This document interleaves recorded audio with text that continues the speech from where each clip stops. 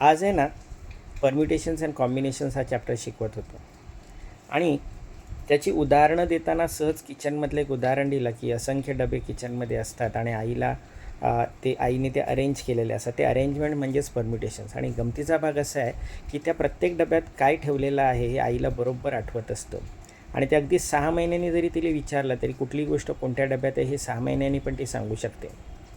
एक मुलगा पटकन म्हणाला की सर, आईची मेमरी स्ट्रॉंग असते. मी म्हटलं बरोबर आहे, आईची मेमरी स्ट्रॉंग असते, पण त्या स्ट्रॉंग मेमरीच्या पलीकडेच काहीतरी एक महत्त्वाची गोष्ट असते. ती म्हणजे आई जेव्हा काम करत असते ना, at that time she is always aware and she is always in the moment.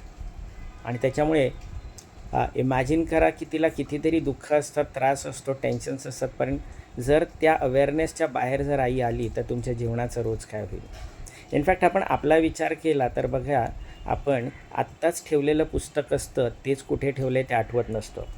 मी जर आत्ता तुम्हाला विचारलं की काल भाजी कुठली होती तर ते आठवावी लागते, कारण there is always a lack of awareness. कारण आपण जेवताना टी व्ही बघत होतो किंवा मोबाईल बघत होतो. सो आईकडनं ही गोष्ट फार शिकण्यासारखी आहे, तो म्हणजे awareness, being in the moment.